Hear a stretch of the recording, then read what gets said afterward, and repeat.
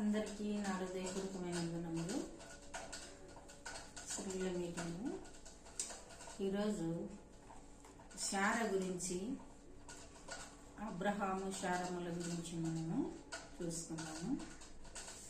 ఆదికాండము 18వ అధ్యాయము, ఆదికాండము 18వ అధ్యాయము 10వ వచనం నుంచి 14వ వచనాల వరకు. అందుకు ఆయన, మీదటికి ఈ కాలమును నీ యుద్ధకు నిశ్చయముగా మరలా వత్తును. అప్పుడు నీ భార్య అయిన శారాకు ఒక కుమారుడు కలుగునని చెప్పాను. శారా ఆయన వెనుక నుండి గుడారపు ద్వారమందు వినుచుండెను. అబ్రహాము శారాను బహుకాలము గడిచి వృద్ధులై ఉండిరి. స్త్రీ ధర్మము శారాకు నిలిచి ఉండేను. అంటే అబ్రహాము శారాలు ఎంత వయసు అంట వారికి సంతానం వచ్చేసరికి, అబ్రహాము శారా బహుకాలం గడిచిన వృద్ధాపమందు కదా. అప్పటికి శారమ్మకు 90 సంవత్సరాలు, అబ్రహాముకు 100 సంవత్సరాలు. ఎందుకు ఆ వయసులో సంతానం దేవుడు ఇచ్చాడంటే, వారి యొక్క విశ్వాసాన్ని మనము చూద్దాం. అది ఆదికాండము 12వ అధ్యాయము 1వ వచనం. యెహోవా, నీవు లేచి నీ దేశం నుండి, నీ బంధువుల యొద్ద నుండి, నీ తండ్రి ఇంటి నుండి బయలుదేరి నేను నీకు చూపించు దేశమునకు వెళ్ళుము.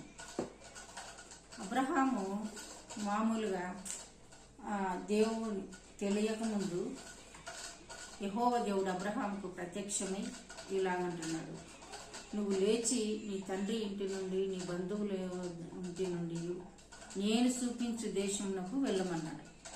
అంటే వెంటనే అబ్రహాం ఏం చేసినాడంట, శారమ్మతో ఆలోచన చేసినాడు.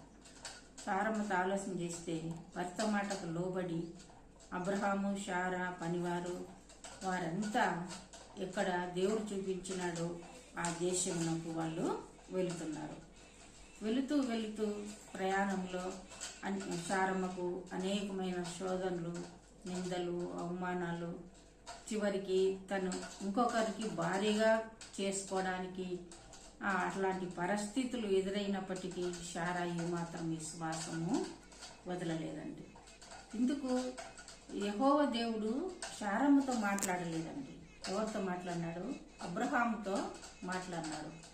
అయ్యా, నేను చూపించే దేశంకు మీరు వెళ్ళవలేదు. అయితే అబ్రహాంను అలా పక్కన పెడితే శారమ్మ విశ్వాసం ఒకసారి మనం జ్ఞాపకం చేస్తాం. భర్త చెప్పినట్లు తను వెళుతూ ఉంది, ప్రయాణం చేస్తున్నారు. అయితే ఎన్నో ఆటంకాలు, అభ్యంతరాలు, శోధనలు వారు ఎదుర్కొంటూ దేవుడు చూపిస్తున్న దేశానికి వారు వెళుతున్నారు. భర్త మాటకు లోబడింది, దేవునికి భయపడింది, భర్తకు భయపడింది. నేటి రోజులలో మనమైతే ఎన్నో అడ్డమైన ప్రశ్నలు వేస్తామండి. దేవుడు నీతోనే మాట్లాడినాడా? నీతో మాట్లాడిన దేవుడు నాతో కూడా మాట్లాడాలి కదా, నా కూడా చెప్పాలి కదా అని మనము ఈ రోజులలో భర్తలను నివారించే వారముగా ఉన్నాం. కానీ శారా ఏ మాత్రము భర్త మాట వినకుండా తన సొంత ఆలోచనలతో లేదండి. భర్త ఏ విధంగా ఎక్కడికి వెళ్ళాలని చెప్తున్నాడు అక్కడికే వెళుతుంది శారా.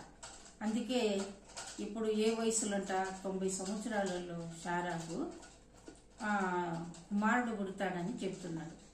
అంటే నిజంగా ఎంత బలమైన విశ్వాసం చూడండి శారమ్మకు కదా.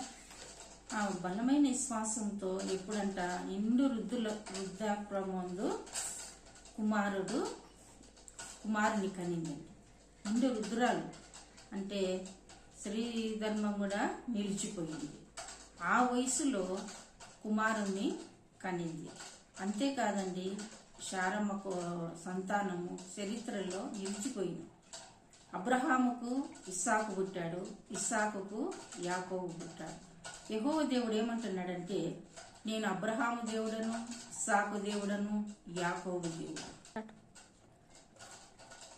యాకోబు దేవుడనని అంటున్నాడు.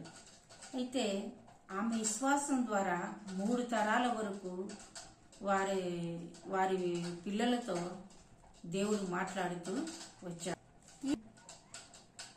అయితే శారమ్మకు కుమారుడు ఇస్సాకు పుట్టాడండి. ఆ ఇస్సాకు ద్వారా ఇస్సాకుకు మళ్ళీ ఎవరు పుట్టారంట? యాకోబు పుట్టాడు. అందుకే ఇప్పుడు నా 14వ వచనంలో ఒక మాట ఉంది, యెహోవాకు అసాధ్యమైనది ఏదైనా ఉన్నదా?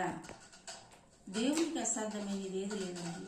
ఎప్పుడు దేవుడు మనలను ఆశీర్వదించాలనే ఉంది. మనం ఏమనుకుంటామంటే మన తలంపు ప్రకారము మనం ఎప్పుడు ప్రార్థన చేస్తామో అప్పుడు దేవుడు మమ్మల్ని ఆశీర్వదించాలి, మమ్మల్ని బాగా ఉంచాలి, మా పిల్లలు మంచి పై స్థానంలో ఉండాలని మనం అనుకుంటాము.